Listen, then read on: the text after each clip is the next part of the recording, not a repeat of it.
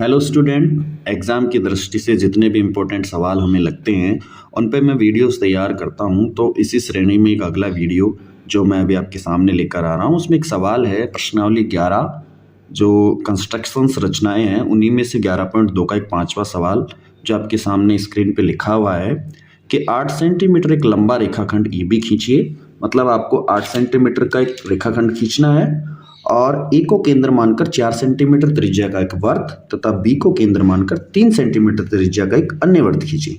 प्रत्येक वृत्त पर दूसरे वृत्त के केंद्र से स्पर्श रेखाओं की रचना कीजिए। मतलब कि आपको एक 8 सेंटीमीटर का एक रेखाखंड खींचना है, दो वृत्त आपको बनाने हैं, एक 4 सेंटीमीटर का और एक 3 सेंटीमीटर का, और इन दोनों वृत्तों के केंद्र से एक दूसरे पर आपको स्पर्श रेखाओं की रचना करनी है।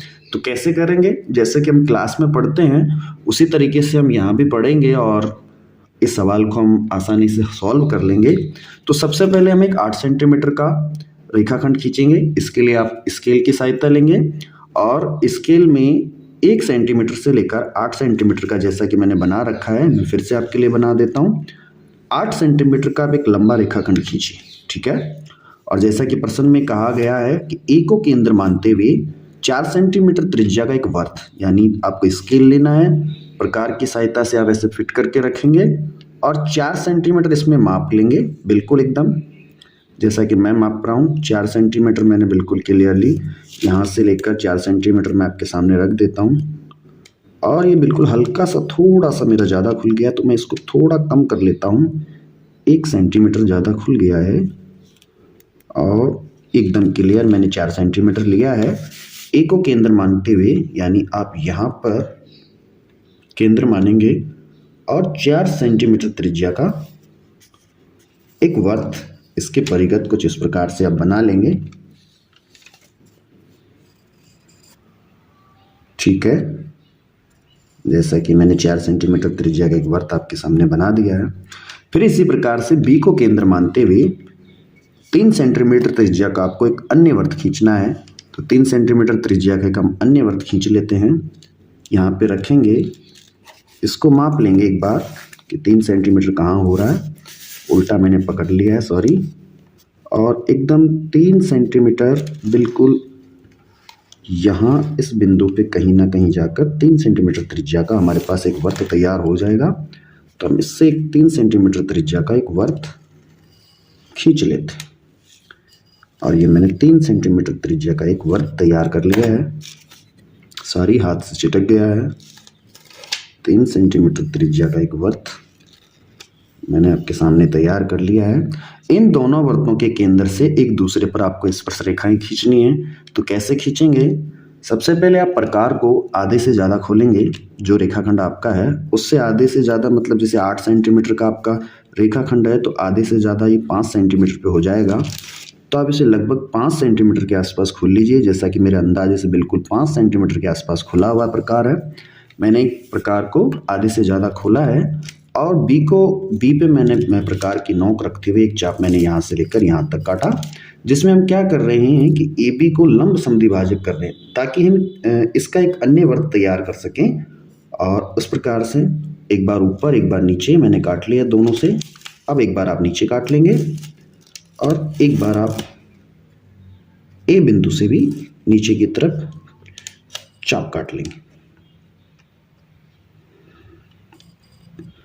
पूरा नहीं कटा है मेरा, हल्का सा मैं काट देता हूँ, ठीक है।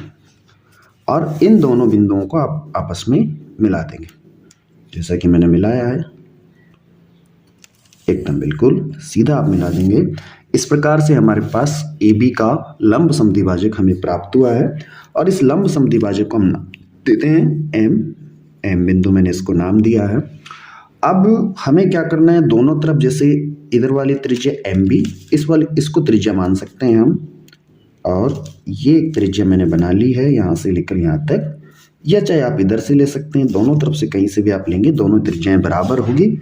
तो यहाँ पे केंद्र पे रखते हुए एम को केंद्र मानकर हम एक अन्य वृत्त की रचना कर लेते हैं। ए को केंद्र मानते हुए मैंने एक अन्य वृत्त खींचा है, जिसमें ए को केंद्र मानकर मैंने एक अन्य वृत्त तैयार कर लिया है, ठीक है। जो 4 सेंटीमीटर त्रिज्या वाले वृत्त को S1 और S2 सिरे पे और 3 सेंटीमीटर त्रिज्या वाले वृत्त को T1 व T2 सिरे पर काटता है। जैसा कि हम चित्र में देख पा रहे हैं एकदम क्लियर से, आपको बिल्कुल साफ नहीं दिखाई दे रहा होगा, हल्का फुल्का, तो आप समझने की कोशिश कीजिए। कोई बात नहीं, यहाँ लाइटिंग की कमी है लेकिन थोड़ा बहुत आपको दिख ही जाएगा। उसी प्रकार से अब हम देखेंगे कि ए बिंदु से हमने T1 को मिलाया, ए बिंदु से हमने हल्का सा मेरा ज़्यादा रह गया, T1 को मिलाया और इसी प्रकार से A1 से हमने T2 को मिलाया। आप देख पा रहे हैं कि पहले वृत्त के केंद्र से मुझे दूसरे वाले वृत्त पर स्पर्श रेखाओं की प्राप्ति हो रही है। इसी प्रकार से आप B वाले केंद्र से S1 सिरे को मिलाइए, B वाले केंद्र से आप S1 सिरे को मिला दीजिए और B से S2 को भी आप कुछ इस प्रकार से मिला दीजिए। अब आप देख पा रहे हैं कि दोनों वृत्तों के केंद्र से एक दूसरे के ऊपर स्पर्श रेखाओं का निर्माण हम कर चुके। और इसके लिए अब आपको रचनाएं करनी है, तो रचनाएं जो हमने किया है वो रचनाएं हम कर देंगे।